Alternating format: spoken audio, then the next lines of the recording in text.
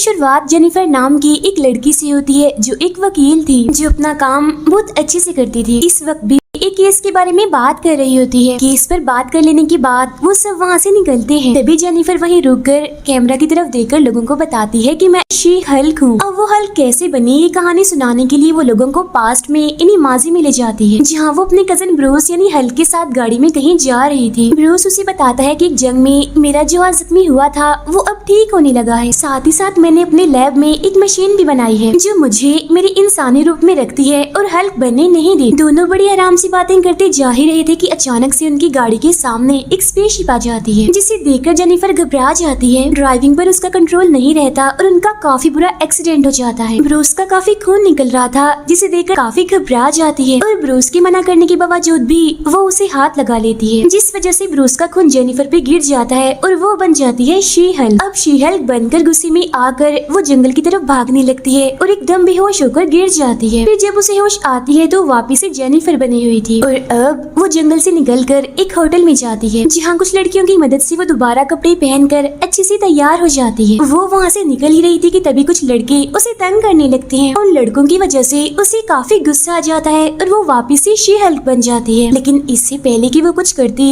Bruce वहाँ पहुँचकर उसे अपने साथ ले जाता है। सुबह जब उसकी आँख खुलती है तो वो वापिस से जेनिफर बनी हुई थी। वो कपड़े बदलकर ब्रूस के पास उसके लैब में जाती है, जहाँ इस टाइम ब्रूस स्मार्ट हल्क की शक्ल में था। वो जेनिफर को बताता है कि इस टाइम हम एक आइलैंड पर हैं और ये लैब मुझे टोनी इन्हीं आयरन मैन ने गिफ्ट की थी, जहाँ इतने साल लोगों से छुपकर मैंने अपने हल्क वाले रूप को काबू करना सीखा। अभी मेरा पूरा ध्यान तुम्हारी ट्रेनिंग पर है, तुम्हें सिखाने पर है। लेकिन जेनिफर को तो हर हाल में वापस पहले जैसा होना था, पर इस बारे में ब्रूस उसके लिए कुछ नहीं कर सकता था, क्योंकि वो खुद इतने सालों से इस हल्क वाले रूप को झेल रहा था। अब वो उसे हल्क को काबू करना सिखाना शुरू करता है और बताता है कि इसके लिए तुम्हें अपने गुस्से को काबू करना होगा, जो जेनिफर वकील होने की वजह से पहले से ही काफी अच्छे से कर पा रही थी। उसे पता चलता है कि जिस चीज को काबू करने में उसे 15 साल लग गए, वो जेनिफर बस अभी अभी हल्क बनकर बड़ी आराम से कर सकती है। ये सब जानकर ब्रूस को थोड़ी जलन तो होती है, लेकिन वो जेनिफर का हौसला बढ़ाने लगता है और कहता है कि हमें तुम्हारी ट्रेनिंग में ज्यादा वक्त नहीं लगेगा। पर हम देखते हैं कि जेनिफर जब हल्क बनती है और सोती है तो सुबह उठने पर वो जेनिफर ही बनी होती है। एक सुबह हल्क उसे शोर करके उठा देता है, जिस वजह से उसे गुस्सा आ जाता है और वो हल्क बन जाती है और उसका बेड टूट जाता है, जहाँ हल्क उसे समझाता है कि अब तुम्हें कैसे कपड़े और बेड की जरूरत पड़ने वाली है। जिसके बाद वो जेनिफर को ट्रेनिंग देता है, उसे लड़ने के तरीके सिखाता है। शी हल्क को वापस जेनिफर बनकर अपने घर जाने की पड़ी थी, ताकि वो दोबारा से पहले वाली आम और सुकून वाली जिंदगी गुजार सके। लेकिन हल्क का उसे कहना था कि अभी इसमें थोड़ा वक्त लगेगा और तुम्हें तब तक यहाँ रहना होगा जब तक मुझे ये तसल्ली नहीं हो जाती कि तुम आम लोगों में आसानी से जा सकती हो। इस बात से जेनिफर काफी उदास थी, क्योंकि रातों रात उसकी जिंदगी ही बदल गई थी। तब उसका मूड ठीक करने के लिए ब्रूस उसे हल्क की ताकतों के फायदे के बारे में बताने लगता है। वो कहता है कि हल्क बहुत सारी शराब को एक टाइम में पी सकते हैं, जो कि एक आम इंसान के लिए करना नामुमकिन है। जिसके बाद वो दोनों बहुत सारी शराब पीते हैं। अगले दिन के ट्रेनिंग में भी जेनिफर सब कुछ बड़ी अच्छे से और आसानी से कर रही थी। वो जब चाहे जेनिफर बन जाती थी और जब चाहे हल्क वाले रूप में आ जाती थी, और ये सब करने में हल्क को सदियां लग गईं। यहाँ हम ये कह सकते हैं कि हल्क की इतनी सालों की मेहनत का जेनिफर को फायदा हो गया, वरना अगर हल्क ना होता तो उसे भी बहुत मेहनत करनी पड़नी थी। वो यहाँ पर रह रहकर तंग आ चुकी थी। उसे वापस उसकी पहली वाली जिंदगी चाहिए थी। अभी यहाँ ब्रूस उसे समझा ही रहा था कि उन दोनों के बीच लड़ाई शुरू हो जाती है। हल्क और शी हल्क का एक बड़ा जबरदस्त रूप देख पाते हैं। दोनों ही एक दूसरे को बराबर की टक्कर दे रहे थे, जिसमें आइलैंड तो तबाह होता ही है, साथ ही हल्क का बार भी टूट जाता है, जो उसे बहुत प्यारा था। फिर जब शी हल्क का गुस्सा ठंडा होता है तो वो उसे उसके साथ बार को ठीक करने के लिए कहता है, जिसे ठीक करने के बाद हल्क जेनिफर को वापस जाने की इजाजत दे देता है। ऐसा करते हुए वो काफी दुखी नजर आ रहा था, क्योंकि एक बार फिर वो अकेला पड़ने वाला था।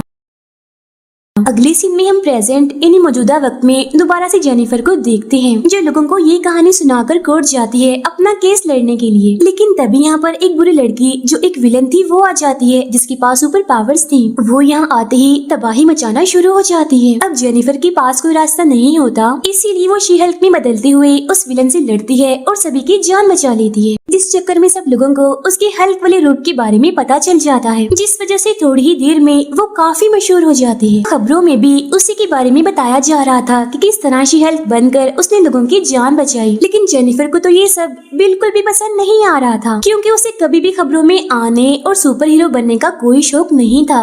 उसे तो बस अपनी पुरानी नॉर्मल और सादा जिंदगी पसंद थी, क्योंकि उसका मानना था कि सुपर हीरोज की जिंदगी बहुत मुश्किल होती है। सुपर हीरोज बगैर पैसों की इतनी मेहनत करते हैं और लोगों की मदद करते हैं। पार्टी में जाती है जो उसके दोस्तों ने केस जीतने और उसके शी हल्क बनने की खुशी में रखी थी। सब लोग काफी खुश थे, लेकिन तभी जेनिफर का बॉस उसके पास आकर कहता है कि मुझे तुमसे कोई बात करनी है, इसीलिए तुम शी हल्क से जेनिफर के रूप में आ जाओ। जेनिफर के ऐसा करते ही उसका बैलेंस खराब होने की वजह से वो नीचे गिर जाती है, क्योंकि उसने बहुत सारी शराब पी ली थी, जिसका अंदाजा उसे हल्क वाले रूप में नहीं हो रहा था। खैर उसका बॉस उसे कहता है कि तुम केस तो जीत गई हो, लेकिन लोगों को लग रहा है कि तुम्हें जीत शी हल्क बनने की वजह से मिली है, क्योंकि तुमने जजेस की जान बचाई तो उन्होंने तुम्हारे हक में फैसला कर दिया। इसी वजह से इस केस को बंद कर दिया गया। अब ये होना हमारी कंपनी के लिए अच्छा नहीं, और तुम अब शी हल्क हो, इस वजह से मैं तुम्हें नौकरी से निकाल रहा हूँ। ये सुनकर तो जेनिफर के होश उड़ जाते हैं, लेकिन खुद को संभालते हुए वो एक नई नौकरी ढूंढना शुरू करती है। लेकिन ऐसा करना उसके लिए काफी मुश्किल हो रहा था, क्योंकि शी हल्क को कोई भी नौकरी देने के लिए तैयार नहीं था।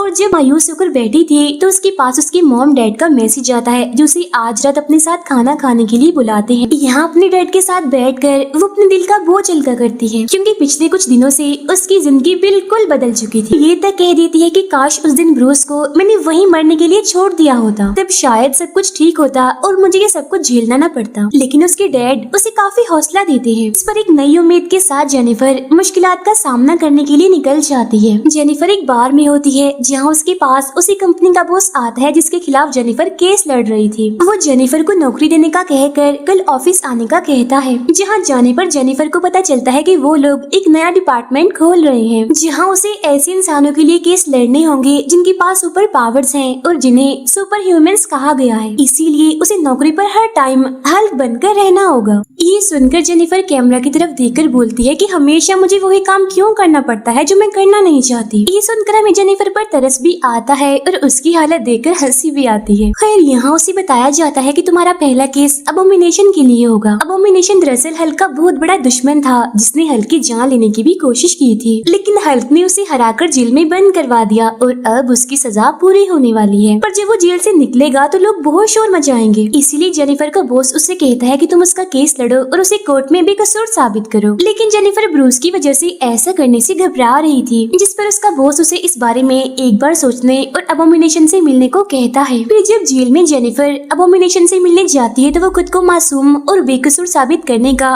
कोई मौका नहीं छोड़ता। वो जेनिफर को बताता है कि मैं भी एक आम इंसान था जो सुपर पावर से लोगों की मदद करना चाहता था, लेकिन गवर्नमेंट के तजर्बों की वजह से मैं एक बुरा यानी विलन बन गया और हल्क एक हीरो। लेकिन अब मैं बदल चुका हूँ और वापिस से एक सुकून वाली जिंदगी जीना चाहता हूँ, जिसके लिए मुझे तुम्हारी मदद की जरूरत है। जेनिफर सोचने का टाइम मांग कर वहाँ से निकल जाती है। घर जाकर वो हल्क को फोन करती है और उसे सारी बात बताकर इस केस पर काम करने की इजाजत मांगती है, जिससे हल्क उसके ये केस लड़ने पर मान जाता है, क्योंकि उसे भी ऐसा लग रहा था कि अबोमिनेशन अब बदल चुका है। ये सुनकर जेनिफर को काफी अच्छा महसूस होता है।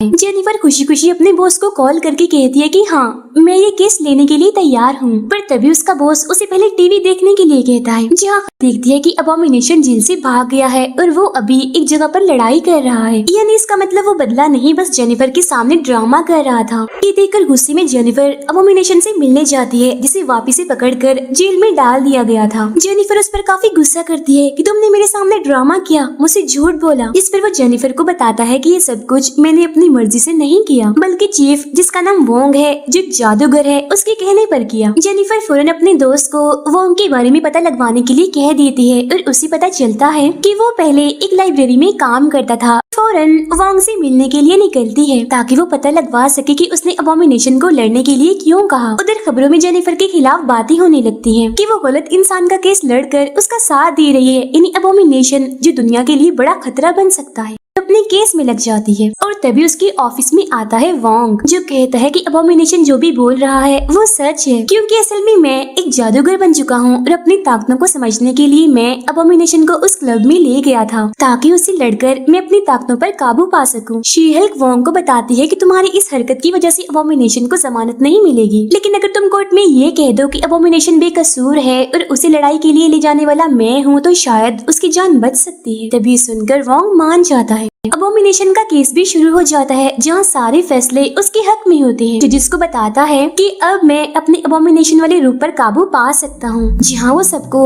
अबोमिनेशन बनकर भी दिखाता है। वो जेल में होता है लेकिन फिर भी सब उससे डरने लगते हैं। ये देखकर जजेस उसे जमानत तो दे देते हैं, लेकिन उसे दोबारा अबोमिनेशन वाले रूप में आने से मना करते हैं। केस जीतने के बाद जब जेनिफर वहाँ से निकलती है तो खबरों वाले, मीडिया वाले अभी भी उसकी जान नहीं छोड़ रहे थे। कोई उसके बारे में अच्छा कह रहा था तो कोई बुरा, लेकिन जेनिफर उन पर ध्यान नहीं देती और वहाँ से भाग जाती है। ये जेनिफर का एक पुराना दोस्त सुपर ह्यूमन के ऑफिस में अपने एक दोस्त के खिलाफ केस लेकर आया था। उसका कहना था कि मेरी दोस्त एक एल्फ है, यानी वो इंसान नहीं बल्कि कोई और मखलूक है। उसने मेरे साथ धोखा किया, इसलिए मैं उसके खिलाफ केस करना चाहता हूँ। अगले दिन जेनिफर अपने कोलीग का भी एल्फ वाला केस जीतने में मदद करती है और थोड़ा हौसला आने के बाद आखिरकार वो टीवी पर आ ही जाती है और अपना शी हल्क वाला रूप लोगों को दिखा ही देती है। रात को जेनिफर जब घर जा रही होती है तो कुछ लोग उस पर हमला कर देते हैं, लेकिन वो शी हल्क बनते हुए खुद को बचा लेती है। दरअसल वो लोग उसे इंजेक्शन लगाकर उसके खून का सैंपल लेने की कोशिश कर रहे थे, लेकिन शी हल्क बनने की वजह से वो इंजेक्शन टूट गया, जिससे वो बच गई। इसके बाद हम जेनिफर और उसकी कोलीग को देखते हैं, जो दोनों बहुत खुश थी और डांस कर रही होती है। वो अपनी जीत का काफी मजा ले रही थी। अब शी हल्क का पार्ट 4 शुरू होता है और हम एक जादूगर को देखते हैं, जो अपना एक शो चला रहा था और छोटे छोटे जादू करके दिखा रहा था। हर कोई बैठा उसके बेकार से जादू को देखकर बोर हो रहा था और तभी वो उन लोगों को अपने शो का सबसे बड़ा जादू दिखाने वाला होता है, जिसके लिए वो लोगों में से ही एक लड़की को बुलाता है जिसका नाम मेडिसन होता है। उस लड़की ने बहुत सारी शराब पी हुई थी, जिस वजह से वो काफी नशे में थी, लेकिन तभी वो जादूगर एक अजीब सी अंगूठी पहनकर एक पोर्टल यानी एक दूसरा रास्ता खोल देता है, जहाँ गलती से वो लड़की यानी मेडिसन उसमें चली जाती है। फिर हम कहीं और का सीन देखते हैं, जहाँ वोंग बैठकर अपना सबसे पसंदीदा शो देख रहा था। वो काफी एंजॉय कर रहा था, काफी मस्ती में था वो, लेकिन तभी यहाँ उस रास्ते के जरिए ट्रांसफर होकर मेडिसन पहुँच जाती है। तो वोंग उससे पूछता है कि तुम्हें किसी सरफिरे जादूगर ने पोर्टल यानी एक रास्ते के जरिए तो नहीं यहाँ भेजा, जिस पर वो कहती है कि हाँ उसने मुझे भेजा तो उसी रास्ते के जरिए ही है, लेकिन मैं वहाँ से अपनी जान बचाकर यहाँ आई हूँ। तो वोंग उसे पूछता है कि आखिर वहाँ पर हुआ क्या था। कहती है कि किसी को मैंने अपने खून के 6 कतरे दिए, जिसके बदले में उसने मुझे जलते हुए लावे के कुएं से बचाया। ये सुनकर वोंग बहुत ज्यादा गुस्सा हो जाता है और अब उस पागल जादूगर के खिलाफ कार्रवाई करने का सोचता है। अब हम जेनिफर और उसके फादर को देखते हैं, जहाँ जेनिफर के डैड अपनी बेटी की हिफाजत के लिए कुछ कैमरास, हथियार और एक बेलचा लाए होते हैं। वो उससे कहते हैं कि कल रात तुम पर 4 गुंडों ने हमला कर दिया, जिस वजह से मुझे काफी परेशानी हुई और मुझे तुम्हारी हिफाजत के लिए कुछ तो करना ही था। जिस पर जेनिफर कहती है कि डैड आप जानते हैं ना कि मैं शी हल्क हूँ और मेरी ताकत का अंदाजा ना बाकी लोगों को है और ना फिलहाल आपको है। अब बिल्कुल भी टेंशन मत लीजिए, मैं अपनी हिफाजत कर सकती हूँ और सब कुछ पहले जैसा नॉर्मल भी कर दूंगी। अब ऑफिस पहुँचने पर जेनिफर अपनी दोस्त से बातें कर रही थी, तभी उसकी दोस्त पूछती है कि जेनिफर आखिर तुम्हारी जिंदगी में चल क्या रहा है, क्या तुम इस बोरियत भरी जिंदगी से परेशान नहीं हो? चलो तुम्हारी बोरियत दूर करने के लिए इंटरनेट की एक साइट पर तुम्हारी प्रोफाइल बना देती हूँ, यानी तुम्हारा अकाउंट। और वो साइट ऐसी है जिसके जरिए लोग एक दूसरे से मिलते हैं और अपनी शादी के लिए लड़का या फिर लड़की ढूंढते हैं। लेकिन तभी यहाँ पर वोंग आ जाता है और कहता है कि एक सरपिरा फजूल सा जादूगर है, जो एक पोर्टल को, एक रास्ते को बगैर किसी की इजाजत, बगैर किसी लाइसेंस के इस्तेमाल कर रहा है, जो गैर कानूनी है। मैं चाहता हूँ कि ऐसे लोगों के खिलाफ कोई कार्रवाई की जाए, इस तरह की गलत चीजों को रोका जाए, क्योंकि अगर इस तरह के काम रुकेंगे नहीं तो हमारी दुनिया में दूसरी दुनिया के खतरनाक जानवर और क्रिएचर आ जा सकते हैं और इससे पूरी इंसानियत को खतरा है।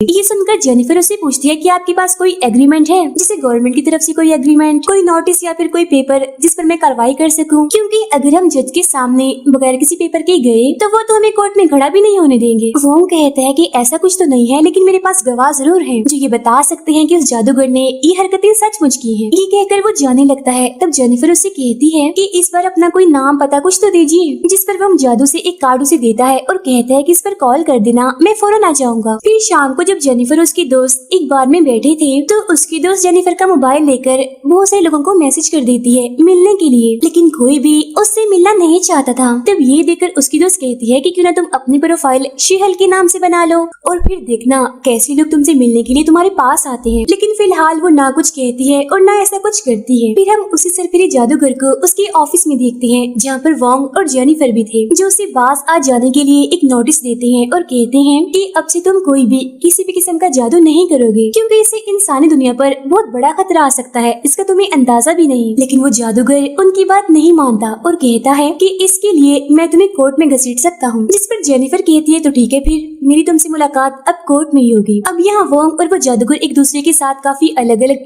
हंसाने वाले जादू कर रहे थे। अब जेनिफर एक लड़के से मिलने पहुँचती है। काफी सारे अलग अलग लड़कों से मिलने और बात करने पर उसे कोई भी अपने जैसा नहीं मिलता। जिसके बाद अगले दिन कोर्ट में गवाहों को बुलाया जाता है, जहाँ जज उन्हें बताती है कि अगर आपके पास कोई गवाह या फिर कोई सबूत नहीं है तो हम इस केस को यहीं रोक देंगे। तब वो जादू करके मेडिसन को यहाँ बुला लेता है, जो कहती है कि हाँ, उस जादूगर ने मुझे गायब तो किया था लेकिन मैं एक ऐसी जगह पर पहुँच गई थी जिसका जिक्र मैं नहीं कर सकती क्योंकि मैंने वादा किया था किसी के साथ कि इस बात को मैं राज रखूंगी और किसी को नहीं बताऊंगी, इसीलिए इस राज को खुफिया ही रहने दे, मैं नहीं बता सकती आपको। अब क्योंकि यहाँ पर जज को कुछ भी समझ नहीं आ रही थी, इसीलिए वो इस केस को अगले हफ्ते पर रख देती है। फिर जब जेनिफर घर थी तो वो काफी बोर हो रही थी। अपनी प्रोफाइल को जेनिफर से शी-हल्क में बदल देती है और बस फिर वही होता है जैसा उसकी दोस्त ने कहा था। एक के बाद एक लड़के के मैसेज आने लगते हैं शी-हल्क से मिलने के लिए। अब हम उसी जादूगर को उसके शो में देखते हैं जहाँ वो एक और लड़की को बिल्कुल पहले की तरह पोर्टल के जरिए गायब करने वाला था, लेकिन वो लड़की उसे ऐसा करने से मना कर देती है और कहती है कि पिछली बार तुमने मेरी जिस दोस्त को गायब किया था वो अभी तक नहीं आई, इसीलिए मैं तुम्हारी बातों में नहीं आने वाली। तब ये सुनकर वो जादूगर किसी और जगह पर पोर्टल बना देता है जहाँ से एक परिंदा बाहर आता है और उस लड़की के हाथ में अंडा दे देता है और जब वो अंडा फूटता है तो उसके अंदर से एक क्रिएचर निकलता है। ये देखकर सभी लोग काफी हैरान हो जाते हैं। तब वो जादूगर एक और बड़ा सा पोर्टल खोलकर उसे अंदर भेजने की कोशिश करता है क्योंकि वो छोटा सा क्रिएचर अब देखते ही देखते बड़ा होता जा रहा था। अब जादूगर के हिसाब से सब कुछ ठीक हो जाना चाहिए था, लेकिन ये उसकी सबसे बड़ी भूल थी क्योंकि तभी उस पोर्टल से बिल्कुल वैसे ही और बहुत सारे क्रिएचर्स निकलकर बाहर यानी हमारी दुनिया में आने लगते हैं और हर जगह पर तबाही मचाने लगते हैं। अब क्योंकि वोंग भी एक जादूगर था, इसलिए इस जादूगर के पास वोंग से मदद के अलावा और कोई रास्ता नहीं था, इसीलिए ये उसे बुला लेता है और अब ना चाहते हुए भी वोंग को इस लड़ाई में उतरना ही पड़ता है। उधर शी-हल्क लड़के से मिलने के लिए पहुंच चुकी थी, जहां अब की बार भी वो काफी सारे लोगों से मिलती है, जहां कुछ तो उससे ये भी कहते हैं कि हमने बहुत सारा वजन उठाया है एक ही टाइम में, तुम ज्यादा से ज्यादा कितना उठा लेती हो? इस पर वो कहती है कि हाँ, आराम से 1-2 टन तो उठा ही लेती हूँ। अब इन्हीं लोगों में आखिरकार उसे एक लड़का पसंद आ ही जाता है जो एक डॉक्टर था। शी-हल्क उसे अपने घर ले जाती है, लेकिन उनकी कोई बात करने से पहले ही वोंग यहाँ पर पहुँच जाता है और कहता है कि जेनिफर, मुझे तुम्हारी मदद की जरूरत है, इसीलिए जल्दी करो, मेरे साथ चलो। और वोंग जेनिफर इन्हीं शी-हल्क को वहीं ले जाता है जहाँ वो क्रिएचर्स तबाही मचा रहे थे और उस पोर्टल से अब भी एक के बाद एक वो क्रिएचर्स बाहर आ रहे थे। तब यहाँ जेनिफर वोंग से पूछती है कि आखिर मुझे करना क्या है, जिस पर वोंग कहता है कि मैं एक और पोर्टल खोलता हूँ, बस एक एक करके इन्हें दूसरी दुनिया में फेंकती जाओ। अब यहाँ खास बात ये थी कि इन क्रिएचर्स को मारने से इनका साइज और बड़ा हो रहा था, लेकिन फिर भी वोंग जादुई रस्सी बनाकर सभी क्रिएचर्स को उसे लपेट लपेट कर दूसरी दुनिया में फेंक देता है और वहाँ का दरवाजा बंद कर देता है। जिसके बाद जेनिफर दोबारा से अपने घर आ जाती है जहाँ वो लड़का उसका इंतजार कर रहा था। अब ऐसे ही रात हो जाती है। फिर अगली सुबह जब वो लड़का जेनिफर को उसके असली रूप में देखता है तो सोचता है, ओह ये कौन है? जिसके बाद वो यहाँ से जाने का सोचता है क्योंकि उसे तो सिर्फ शी-हल्क ही पसंद आई थी। तभी उसके दरवाजे पर एक आदमी नोटिस देने के लिए आता है। जब जेनिफर उसे खोलती है तो देखती है कि एक लड़की ने उसे ये नोटिस भेजा है, जिस पर लिखा हुआ था कि शी-हल्क नाम पहले मैंने चुना था, यानी ये मेरा नाम है, मेरी इस नाम की प्रोफाइल भी है, रजिस्टर भी है ये नाम, लेकिन अब तुमने मेरे इस नाम को चुराया है तो इसलिए अब तुम पर केस होगा। इसके बाद हम देखते हैं मेडिसन को जो वोंग के साथ बैठी होती है और वोंग का नाम अजीब तरीके से ले रही थी। दोनों ही आपस में अलग अलग किस्म की शराब की बातें कर रहे होते हैं। इस सीरीज की बाकी पार्ट्स हम तब अपलोड करेंगे जब वो रिलीज हो जाएंगे। तब तक के लिए goodbye, thank you for watching.